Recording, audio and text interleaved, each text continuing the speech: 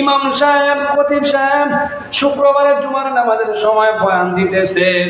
ও মুসল্লি সাহেবানরা শুনুন, যাদের উপরে কুরবানি ওয়াজিব হয়েছে, আপনারা যদি কুরবানি দেন, ওই কুরবানির পশু কিয়ামতের ময়দানে আপনার জন্য সাক্ষী শুরু হইবে। এই কুরবানির পশুকে আপনি যখন কুরবানি দিবেন, কুরবানির পশুর শরীরের মধ্যে যত লোম আছে প্রত্যেকটা লোমে লোমে নেকি।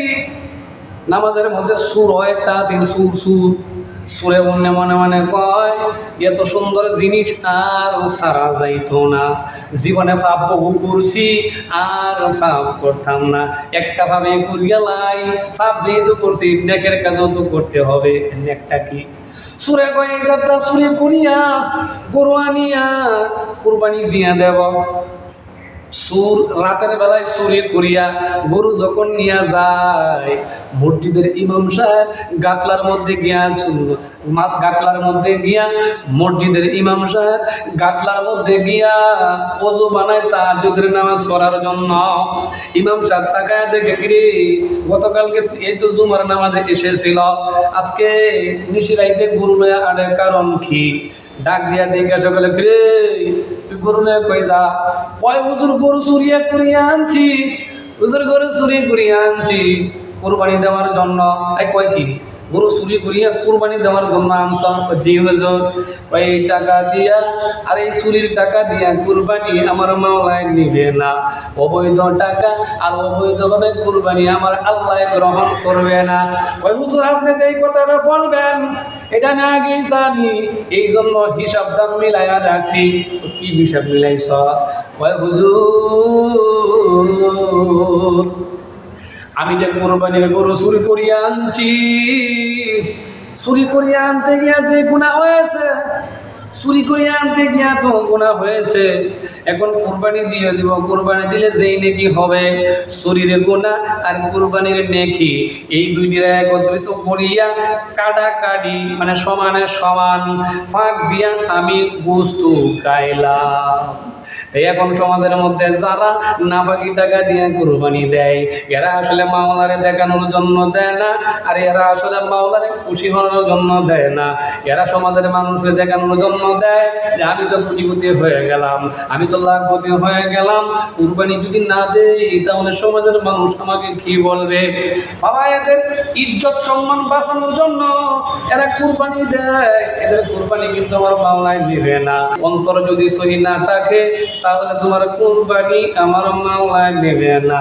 আগেই তো বলেছি লা ইয়ানালাল্লাহু লুহুমুহা ওয়ালা দিমাউহা ওয়ালাকিন ইয়ানালুহু তাকওয়া মিনকুম। আরে কুরবানির গোশত, রক্ত, মাংস এটা মাওলার দরবারে যায় না, মাওলা এসব নেয় না। মাওলায় নেয় কিটা জানি? তোমার অন্তরের কবরটা। অন্তর যদি সহি হয়ে যায়, সহি সালামত হয়ে যায়, তাহলে তোমার কুরবানি আমার আল্লাহ কবুল করিয়া নিবে। এখন ওই কুরবানি দিতে গেলে আপনাকে এবং আমাকে নাফাকি টাকা ছাড়তে হবে, ফাঁক টাকা ধরতে হবে, কারণ আল্লাহ তাআলার দরবারে নাফাকির কোনো স্থান নাই। আল্লাহ তাআলার দরবারে নাফাকির কোনো স্থান নাই। আল্লাহ তাআলা পবিত্র পাক জিনিস নেয়, নাফাক জিনিস নেয় না। বান্দা একটু চিন্তা করো, সুদের টাকা দিয়া যদি কুরবানি দেও, এটা তো ফাঁক পবিত্র নাকি? নাফাকি টাকা, ঘুষের টাকা, নাফাকি টাকা, আরো বিভিন্নভাবে মানুষদেরকে হাতায় আসিনায় আন্যা টাকা, এটা তো কি নাফাকি টাকা, মানুষের রক্ত চোষা টাকা। এগুলো দিয়া কুরবানি দিলে আল্লাহ তাআলা কুরবানি নিবে তো দূরের কথা, হাসরের ময়দানে যে কুরবানির পশু তার সাক্ষী হবে না, বরং উল্টো ভাবে বলবে, আল্লাহ আমাকে তো এই ব্যক্তি কুরবানি দিয়েছিল কিন্তু নাফাকি টাকা দিয়া দিয়েছে, আল্লাহ এখন তুমি এর বিচার করো। হবে আল্লাহ তুমি এর বিচার করো। যাই হোক, যে কথাটা বলতেছিলাম, আদম আলাইহিস সালাতু ওয়াস সালামের সময় যে কুরবানি দেওয়া হইতো, সেই কুরবানির যে কবুলিয়াতের যে সিস্টেম ছিল, সেই কবুলিয়াতের সিস্টেম এখনো পর্যন্ত থাকলে আমাদের সমাজের যে কুরবানি এগুলি আর হইতো না। এগুলি দেখতেন রাস্তার মুড়ে মুড়ে পইরা রয়েছে। আপনার এবং আমার বাবা ইব্রাহিম আলাইহিস সালাম উনি যখন কুরবানি দিয়েছিলেন পুত্র ইসমাইলকে কুরবানি দেওয়ার সময় খালেস নেওতে আল্লাহকে দিয়েছিল। এ প্রভু, তুমি আমার কাছে চেয়েছ আমার কলিজার টুকরা পুত্র ইসমাইলকে। আমি আল্লাহ গো, আমি আমার পুত্র ইসমাইলকে তোমার রাস্তায় দিয়ে দিলাম। আল্লাহ তাআলা নবী ইব্রাহিম আলাইহিস সালাতু ওয়াস সালাম উনি অনেক পরীক্ষা দিয়েছে, পরীক্ষায় উত্তীর্ণ হয়েছে। নমরুদের আগুনে পর্যন্ত ইব্রাহিম আলাইহিস সালাতু ওয়াস সালামকে পালাইছে। ইমানের অনেক পরীক্ষা দিয়েছে। আল্লাহ পাক রব্বুল আলামিন তার বন্ধুকে শেষ মুহূর্তে বলতেছে, বন্ধু তুমি তোমার সন্তানটাকে কুরবানি দিয়ে দাও। ইব্রাহিম আলাইহিস সালাতু ওয়াস সালাম সন্তানকে কুরবানি যেই নিয়তে দিয়েছিল, নিয়তটা কিন্তু আল্লাহকে খুশি করার জন্য। আল্লাহ তাআলা খুশি হইয়া জান্নাত থেকে দুম্বা নিয়া ইব্রাহিম নবীর শরীর নিচে দড়িয়া দিছে। সকলেই জানি এই ঘটনাটা। ইব্রাহিম আলাইহিস সালাম আল্লাহর কাছে বলেছিল, মাওলা আমি ইব্রাহিমের কুরবানিটাকে যেমনিভাবে তুমি কুরবানি কবুল করিয়া নিলা, আমার যত সন্তানেরা আসবে সমস্ত সন্তানদের কুরবানি তুমি ঠিক এমনিভাবে কবুল করিয়া লইও। আমার বাবা ইব্রাহিমের কারণে বাবারে আজকে ওই কুরবানি এমনি কবুল হয়ে যায়, বোঝা যায় না। আর আগের পদ্ধতি সিস্টেম যদি থাকতো তাহলে মানুষের কুরবানি রাস্তাঘাটে ফুরিয়ে থাকতো। কারণ কি জানি, এদের টাকা পয়সা নাপাকি, আর নাপাকি জিনিস আমার মাওলায় নেয় না। এখনের জমানার মধ্যে বইরাইতে গেছে বেশিরভাগ সুদের টাকা, ঘুষের টাকা, মানুষরা মাইরে আনার টাকা, সুদের টাকা, ঘুষের টাকা, বিভিন্ন ধরনের ব্যবসার মধ্যে মিছা কথা কর অন্য টাকা এগুলো আছে। প্রত্যেকটা সেক্টরের মধ্যে, প্রত্যেকটা জায়গার মধ্যে এই দুর্নীতির টাকা দিয়ে কুরবানি দিলে লাভ কি হবে? আমার আল্লাহ দুর্নীতির টাকা দিয়ে কুরবানি নেবে না। বান্দা মাওলাকে যদি দিতে হয় তাহলে পবিত্র টাকা দিতে হবে, নেওয়াটাকে খালেজ করতে হবে যে আমার মাওলার জন্য আমি কুরবানি দিতেছি। এ নামাজির সঙ্গে গিয়া কুরবানি দিবি, বেনামাজির সঙ্গে কুরবানি দিবি না। 6 জন যদি নামাজি হয়ে যায়, একজন যদি বেনামাজি হয়ে যায়, যদি বলো যে আমরা তো আমাদের টাকাটা ফাঁক আছে আর একটা না ফাঁক, তাতে কি হয়েছে তার ধার নিছে। আরে বাবা, 6টা ফাঁক বন্ধক থেকে একটা না ফাঁক বন্ধক বাইর হয়েছে, তুমি এইটা বুঝো না কেন? এই জন্য বলি নামাজি রে, ওই নামাজির সঙ্গে কুরবানি দিবি, নামাজি বেনামাজির সঙ্গে কুরবানি দিবি না। নামাজি তুই বেনামাজির সঙ্গে কেন কুরবানি দিবি? তোর টাকা তো আমার মাওলার কাছে পবিত্র, তোর টাকাটা আমার মাওলার কাছে পাক পবিত্র, আর ওর টাকাটা হইল না পাক। ওই না পাক টাকায় কুরবানি আল্লাহ কবুল করলে করতেও পারে, আর না করলে নাও করতে পারে। এটা একমাত্র উপরওয়ালার কাজ। এখন নামাজ নাই, কুরবানি আইছে, কয়েক কুরবানি দিয়া দেই। নামাজ যেহেতু করি না, তাহলে কি হয়েছে? কুরবানিটাও যদি না দেই তাহলে কেমন দেখা যায়? বাবারে বাবা, নামাজ নাই, নামাজের পালায় নাই, বিন্দু পরিমাণ নামাজ নাই। আবার কুরবানি আসলে দেখবেন লক্ষ টাকা খরচ করিয়া একটা কুরবানি দিয়া দেয় মানুষ দেখানোর জন্য। নামাজি লক্ষ টাকা খরচ করিয়া কুরবানি দিলে রে বেনামাজি আমার মামলায় এটা নিবে না। আগে নামাজ পড়, তারপর কুরবানি দে।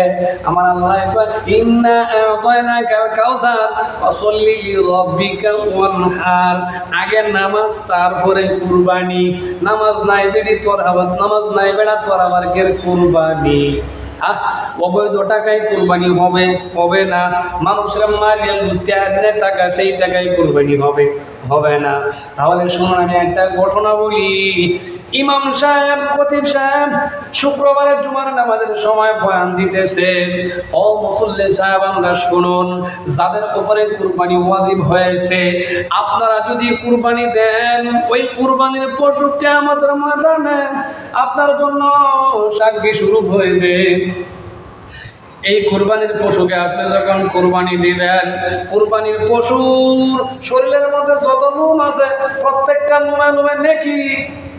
নামাজের মধ্যে সুর হয় একটা আছে, সুর সুর সুরে মনে মনে মনে কয় এত সুন্দর জিনিস আর সারা যাইতো না, জীবনে পাপ বহু করছি আর পাপ করতাম না, একটা ভাবে করিয়ালাই পাপ যেহেতু করছি নেকের কাজও তো করতে হবে। নেকটা কি? সুরে কয় একটা সুরে করিয়া গরু আনিয়া কুরবানি দিয়া দেব। সুর রাতের বেলায় চুরি করিয়া গরু যখন নিয়ে যায়, মসজিদের ইমাম সাহেব গাটলার মধ্যে গিয়া গাটলার মধ্যে গিয়া মসজিদের ইমাম সাহেব গাটলার মধ্যে গিয়া ওযু বানায় তাহাজ্জুদের নামাজ পড়ার জন্য। ইমাম সাহেব তাকায় দেখে, কিরে গতকালকে এই তো জুমার নামাজে এসেছিল, আজকে নিশিরাইতে গরু লয়ে আড়ে কারণ কি? ডাক দিয়া জিজ্ঞাসা করলে, কিরে তুই গরু লয়ে কই যা? কয় হুজুর গরু চুরিয়া করিয়া আনছি, হুজুর গরু চুরি করিয়া আনছি কুরবানি দেওয়ার জন্য। এই কয় কি গরু চুরি করিয়া কুরবানি দেওয়ার জন্য আনছ? জি হুজুর। এই টাকা দিয়া আর এই চুরির টাকা দিয়া কুরবানি আমার মাওলায় নিবে না, অবৈধ টাকা আর অবৈধভাবে কুরবানি আমার আল্লাহ গ্রহণ করবে না। ওই হুজুর আপনি যে এই কথাটা বলবেন এটা না আগেই জানি, এই জন্য হিসাবটা মিলাইয়া রাখছি। কি হিসাব মিলাইছ? ওই হুজুর আমি যে কোরবানির গরু চুরি করিয়া আনছি, চুরি করিয়া আনতে গিয়া যে গুনাহ হয়েছে, চুরি করিয়া আনতে গিয়া তো গুনাহ হয়েছে, এখন কুরবানি দিয়ে দিব। কুরবানি দিলে যেই নেকি হবে, চুরির গুনাহ আর কুরবানির নেকি এই দুইটির একত্রিত করিয়া কাটাকাটি মানে সমানে সমান ফাঁক দিয়া আমি বস্তু খাইলাম। এখন সমাজের মধ্যে যারা নাফাকি টাকা দিয়ে কুরবানি দেয়, এরা আসলে মাওলারে দেখানোর জন্য দেয় না, আর এরা আসলে মাওলারে খুশি হওয়ার জন্য দেয় না। এরা সমাজের মানুষকে দেখানোর জন্য দেয় যে আমি তো কোটিপতি হয়ে গেলাম, আমি তো লাখপতি হয়ে গেলাম, কুরবানি যদি না দেই তাহলে সমাজের মানুষ আমাকে কি বলবে। বাবা এদের ইজ্জত সম্মান বাঁচানোর জন্য এরা কুরবানি দেয়, এদের কুরবানি কিন্তু আমার মাওলায় দিবে না। অন্তর যদি সহি না থাকে তাহলে তোমার কুরবানি আমার মাওলায় নেবে না। আগেই তো বলেছি লাইয়ানা আল্লাহু লুহুমুহা ওয়ালা দিমাউহা ওয়ালাকিন ইয়ানালুহু তাকওয়া মিনকুম। আরে কুরবানির গোশত রক্ত মাংস এটা মাওলার দরবারে যায় না, মাওলা এসব নেয় না। মাওলায় নেয় কিটা জানি? তোমার অন্তরের কবরটা। অন্তর যদি সহি হয়ে যায়, সহি সালামত হয়ে যায়, তাহলে তোমার কুরবানি আমার আল্লাহ কবুল করিয়া নিবে।